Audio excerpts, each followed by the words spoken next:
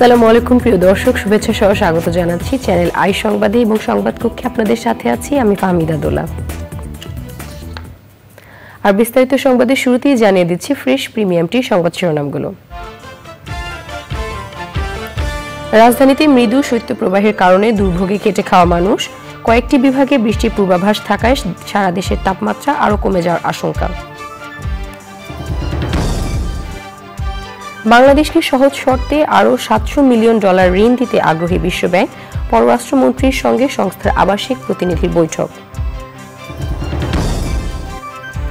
সাভারে অনুমোদনহীন হাসপাতালগুলোতে প্রায় ভুল চিকিৎসায় রোগীর মৃত্যু, প্রশাসন বারবার ব্যবস্থা নিলেও মিলছে না স্থায়ী সমাধান। এবং ভৈরবের সুবিধা বঞ্চিতদের মাঝে প্রকৃতি ও জীবন স্বাস্থ্যসেবা কেন্দ্রে বিনামূল্যে শীতবস্ত্র বিতরণ ও স্বাস্থ্যসেবা প্রদান, মানুষের জীবনমান উন্নয়নে সবাইকে এগিয়ে আসার আহ্বান। সংবাদ শিরোনামগুলো জানাচ্ছিলাম। এখনকার সংবাদ আয়োজন একই সঙ্গে চ্যানেল আইয়ের ইউটিউব চ্যানেলে এবং চ্যানেল আইয়ের ওটিটি প্ল্যাটফর্ম আই স্ক্রিনে লাইভ স্ট্রিম হচ্ছে। যাচ্ছে বিস্তারিত প্রসঙ্গে। শীতের তীব্রতা বেড়ে যাওয়ায় রাজধানীতে বইছে মৃদু শৈত্যপ্রবাহ। এতে চরম দুর্ভোগে পড়েছেন খেটে খাওয়া মানুষ। দেশের কয়েকটি বিভাগে বৃষ্টির পূর্বাভাস থাকায় রাজধানী সহ সারা দেশের তাপমাত্রা আরও কমতে পারে বলে আশঙ্কা করা হচ্ছে। মঙ্গলবার সকালে ঢাকার তাপমাত্রা রেকর্ড করা হয়েছে 11.1 ডিগ্রি সেলসিয়াস, যা চলতি মৌসুমে সর্বনিম্ন। সৈয়দ অদ্দের রিপোর্ট। এই চিত্র রাজধানী ঢাকার খেটে খাওয়া মানুষের। মার্চের শুরু থেকে রাজধানীতে তাপমাত্রা কমতে থাকায় দুর্ভোগের মাত্রা বেড়েছে এদের। গত সপ্তাহের শেষের দিকে তাপমাত্রা কিছুটা বাড়লেও আবার তা কমতে শুরু করেছে। ঘন কুয়াশায় কয়েকদিন ঠিকমতো দেখা মেলেনি সূর্যের। সামনের দিনগুলোতে ঢাকার তাপমাত্রা আরও কমতে পারে জানিয়েছে আবহাওয়া অধিদপ্তর। কুয়াশার পাশাপাশি মৃদু শৈত্যপ্রবাহে বিপর্যস্ত হয়ে পড়েছে হতদরিদ্রদের জনজীবন।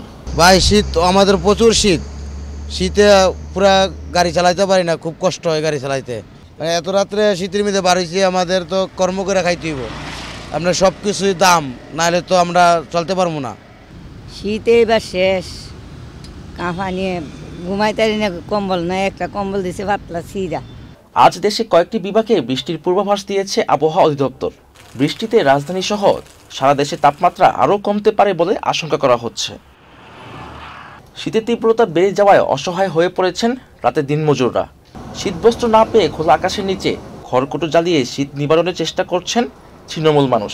রোজগারের আয় রোজগার সবই এখন বর্তমান কম, মানে শীতের জন্য কোনো কাজেও আমরা বেরোতে পারতেছি না, কাজও করতে পারতেছি না। এই যে উপর মহলে যারা আছে, এরা ধরেন আমাদের কাছ থেকে নির্বাচন আসলে আমাদের কাছ থেকে, আমরা রাস্তায় থাকি, মানে যেখানেই থাকি, আমাদের কাছ থেকে তখন ভোট আদায় করে নেয়, আমাদের ভোট দিতে বলে। কিন্তু নির্বাচনের পরে আর এরা আমাদের কখনো আমাদের চেনে না এবং কেউ আমাদের খোঁজ খবরও নেয় না। শীতের মধ্যে যাত্রীর মধ্যে তো রিক্সার যাত্রী ওঠে না, শীতে ঠান্ডা। সৈয়দ অদিত, চ্যানেল আই, ঢাকা। বাংলাদেশকে সহজ শর্তে নতুন করে $700 মিলিয়ন ঋণ দিতে চায় বিশ্বব্যাংক। পররাষ্ট্রমন্ত্রীর সঙ্গে বিশ্বব্যাংকের আবাসিক প্রতিনিধি সৌজন্য সাক্ষাৎ করার পর প্রশ্নের উত্তরে মন্ত্রী বলেন, ডক্টর ইউনূসের মামলার সঙ্গে সরকারের কোনো সম্পর্ক নেই। পান্থ রহমান জানাচ্ছেন বিস্তারিত। জোট নিরপেক্ষ আন্দোলন ন্যামের মন্ত্রী পর্যায়ের বৈঠক শেষে দেশে ফিরেছেন পররাষ্ট্রমন্ত্রী হাসান মাহমুদ। তার সঙ্গে সৌজন্য সাক্ষাতে আসেন বিশ্বব্যাংকের আবাসিক প্রতিনিধি আব্দুল আইসেক। এর বাইরে আরো 17 জনের সাথে তো কমপক্ষে আরো। পরে আনুষ্ঠানিক সংবাদ সম্মেলনে মন্ত্রী জানান, বাংলাদেশের সঙ্গে সম্পর্ক বিস্তৃত করতে চায় বিশ্বব্যাংক। ওয়ার্ল্ড ব্যাংকের কান্ট্রি ডিরেক্টর আমার সাথে দেখা করেছেন এবং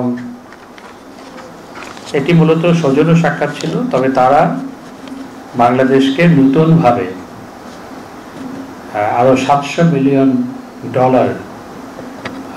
গ্রান্ট এবং সফট লোন দেওয়ার জন্য আগ্রহ ব্যক্ত করেছে এবং তার মধ্যে $315 মিলিয়ন সেটি রোহিঙ্গাদের জন্য গ্রান্ট হিসাবে এবং $385 মিলিয়ন হোস্ট কমিউনিটি, অর্থাৎ পুরো চট্টগ্রাম বিভাগের হোস্ট কমিউনিটির জন্য সফট লোন হিসেবে দেওয়ার জন্য আগ্রহ ব্যক্ত করেছে।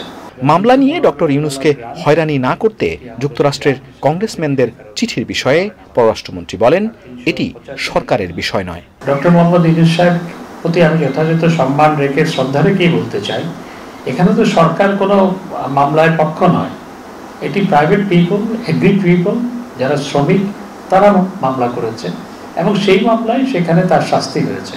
তো সরকার তো আদালতকে ডিকটেট করতে পারে না। তো কংগ্রেসম্যানরা যদি সেরকম চিঠি দিয়ে থাকে তাহলে সরকারকে তারা বলছেন আদালতের উপর হস্তক্ষেপ করার জন্য। সরকারকে আদালতের উপর হস্তক্ষেপ করতে পারে, এটি করা কি সমীচীন? আমাদের দেশে এটি করা হয় না। মন্ত্রী জানান, ন্যাম সম্মেলনের সাইডলাইনে ভারতের পররাষ্ট্রমন্ত্রীর সঙ্গে বৈঠকে রোহিঙ্গা জনগোষ্ঠীকে ফেরত পাঠানোর ইস্যু ছাড়াও দ্বিপাক্ষিক বিষয়ে আলোচনা হয়েছে।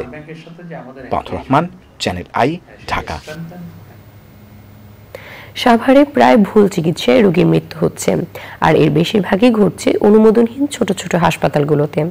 প্রশাসনের পক্ষ থেকে বারবার ব্যবস্থা নেওয়া হলেও মিলছে না স্থায়ী সমাধান। সাভার থেকে জাকির হাসানের তথ্য, ভিডিও চিত্রে সাদিয়া ওমর রিপোর্ট। শিল্প এলাকা সাভারে স্থায়ী অস্থায়ী মিলে প্রায় অর্ধ কোটি মানুষের বাস। 50 শয্যার একটি সরকারি হাসপাতালের পাশাপাশি রয়েছে কয়েকটি মেডিকেল কলেজ ও হাসপাতাল। এই বিশাল সংখ্যার মানুষের একটি বড় অংশ নিম্ন আয়ের পোশাক শ্রমিক। উপজেলা স্বাস্থ্য কমপ্লেক্সের ধারণ ক্ষমতার বাইরে থেকে যাচ্ছে বেশিরভাগ মানুষের স্বাস্থ্যসেবা। বাধ্য হয়েই তাদেরকে যেতে হয় প্রাইভেট হাসপাতালগুলোতে, যার অনেকগুলোতেই সরকারি নীতিমালা তোয়াক্কা না করে নিম্নমানের চিকিৎসা দেওয়া হচ্ছে।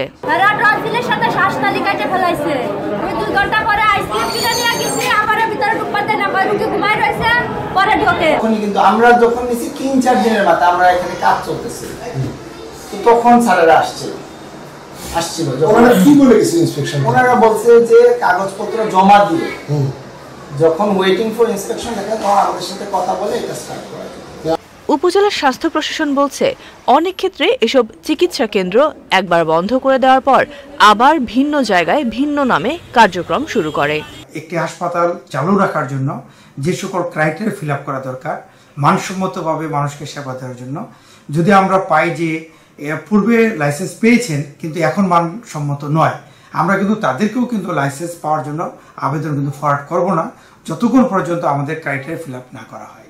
তো আমাদের এটা একটি রুটিন ওয়ার্ক, এই কার্যক্রম চলমান থাকবে। সংশ্লিষ্টরা বলছেন রাতারাতি গড়ে ওঠা এসব হাসপাতাল সহ সকল চিকিৎসা কেন্দ্রকে সঠিকভাবে নজরদারিতে রাখলে ভুল চিকিৎসায় রোগী মৃত্যুর হার অনেক কমে আসবে। Sadia Omar, channel I. কনকনে ঠান্ডা আর শৈত্যপ্রবাহে নাকাল দেশের অধিকাংশ জনপদ। মাঘের শীতে দেশ জুড়ে জুবুথুবু মানুষ, সেই সাথে ভোগান্তি বাড়িয়েছে ঠান্ডাজনিত রোগ বালায়। প্রতি বছরের মতো এবারও কিশোরগঞ্জের দুস্থ, অসহায় ও মানবিক সুবিধা বঞ্চিত মানুষের পাশে প্রকৃতি ও জীবন স্বাস্থ্যসেবা কেন্দ্র। বিনামূল্যে শীতবস্ত্র ও স্বাস্থ্যসেবা পেয়ে কৃতজ্ঞতা জানান সুবিধা বঞ্চিতরা। মানুষের জীবনমান উন্নয়নে সবাইকে নিজ নিজ অবস্থান থেকে কার্যকর ভূমিকা নেওয়ার আহ্বান জানিয়েছেন প্রকৃতি বন্ধু বীর মুক্তিযোদ্ধা মুকিত মজুমদার বাবু। আব্দুল করিমের ভিডিও চিত্রে আলিম আলরাজির রিপোর্ট।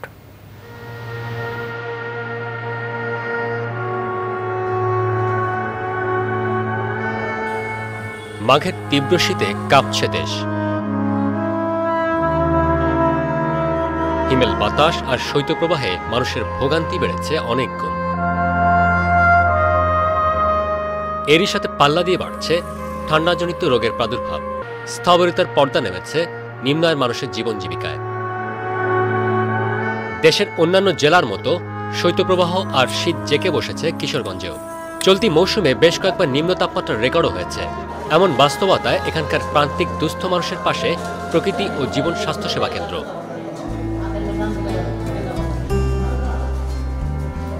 ভৈরব উপজেলার শিমুলকান্দিতে দরিদ্র, শ্রমজীবী, শীতার্তদের দেওয়া হয়েছে বিনামূল্যে চিকিৎসা সেবা ও ওষুধ।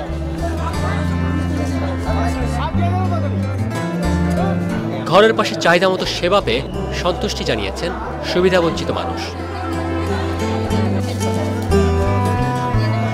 গর্দনের ব্যথা, কোমরের ব্যথা, মাথার প্রেসার এগুলি দিয়ে দিছে। শরীর দুর্বল দিকে ডাক্তার দেখাইছি, কোনো টাকা পয়সা লাগছে না, আমরা ওষুধ দিচ্ছে। মনটা অনেক আনন্দ আসছি, বুঝেন না, অনেকদিন পর্যন্ত কোনো সরকারি ওষুধ পাই না, এখন পাইছি, এখন খুব আনন্দ আসছে।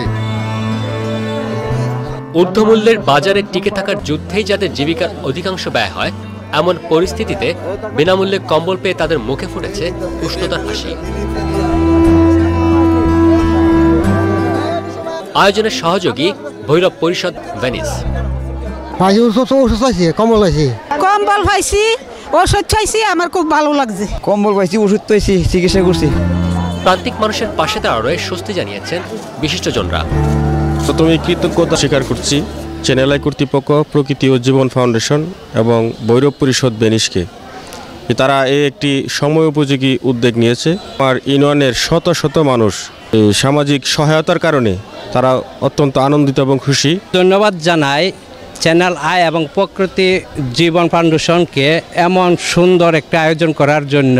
ভবিষ্যতে আমরা যাতে এমন একটা সুন্দর এবং এমন মানবতা কাজে অংশগ্রহণ করতে পারি। আমরা প্রবাসী, আমরা সবসময় চেষ্টা করি দেশের মানুষের জন্য আমরা কিছু করতে।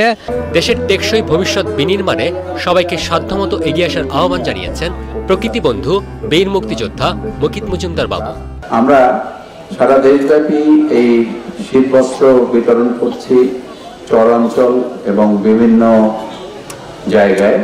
সবকিছু মিলিয়ে আসলে শুধু কম্বল না, আমরা যেমন স্বাস্থ্যসেবার জন্য এখানে ওষুধ এবং ডাক্তাররা যারা নানা ধরনের অসুবিধা আছেন তাদেরও চিকিৎসা দিয়েছেন। প্রতিদিন ক্লাবের মাধ্যমে আমরা 64টা জেলাতেই এই কার্যক্রম পরিচালনা করি। পাশাপাশি যখন কোনো দুর্যোগ হয় তখন কিন্তু আমরা খাবারের ব্যবস্থা করি। এই কাজটি আসলে একটি প্রতিষ্ঠান এবং একটি মানুষের পক্ষে সম্ভব না। এটা কিন্তু আমরা যাদের পক্ষে আমাদের পক্ষে সম্ভব এবং বিভিন্ন অর্গানাইজেশন এবং বিভিন্ন মানুষ যখনই এগিয়ে আসবে তখনই কিন্তু এই কাজটা সহজ হবে করা। বিভিন্ন দেশে থাকেন বাঙালিরা, তারা যদি তাদের এলাকার জন্য এগিয়ে আসেন তাহলে আমার মনে হয় আমাদের এই কাজটি অনেক সহজ হয়ে যাবে। বাংলাদেশের অনেক অঞ্চলই কিন্তু এই ধরনের যে কষ্টে, যারা শীতে কষ্টে আছেন কিংবা অন্যান্য নানা ধরনের সমস্যায় আছেন, তাদের জন্য কিন্তু একটা বিরাট সাহায্য হবে। প্রাণ প্রকৃতি রক্ষার পাশাপাশি আপামর মানুষের পাশে দাঁড়ানোর এমন উদ্যোগ ভবিষ্যতে অব্যাহত থাকবে বলে প্রত্যাশা স্থানীয়দের। কিশোরগঞ্জের ভৈরব থেকে আলিমাল রাজি, চ্যানেল আই। সংবাদ এই পর্যায়ে নিচ্ছে একটি বিরতি এবং বিরতির পর যা থাকছে।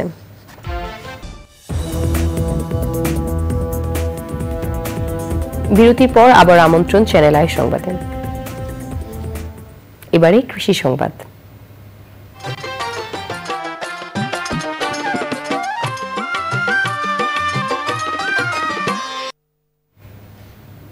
চ্যানেল আই এর হৃদয়ে মাটি ও মানুষ অনুষ্ঠানে টমেটো চাষ দেখে উদ্বুদ্ধ হয়েছেন ফেনীর চাষী আবুল খায়ের মিন্টু। সিলেটের মাধবপুর থেকে মালচিং পদ্ধতিতে চাষাবাদ সম্পর্কে প্রশিক্ষণ নিয়ে নিজ গ্রামে টমেটো চাষ শুরু করেন তিনি। প্রথম বছরে আশাতীত ফলন পাওয়া গেছে।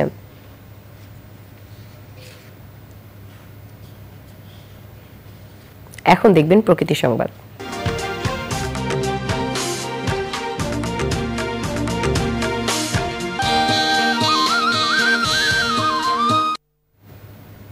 প্রচণ্ড ঠান্ডায় দেশের 21 জেলার উপর দিয়ে বইছে মৃদু থেকে মাঝারি শৈত্যপ্রবাহ।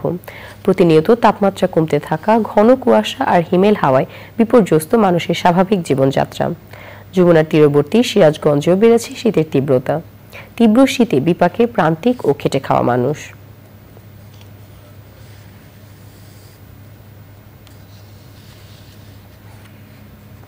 এবারে খেলার খবর।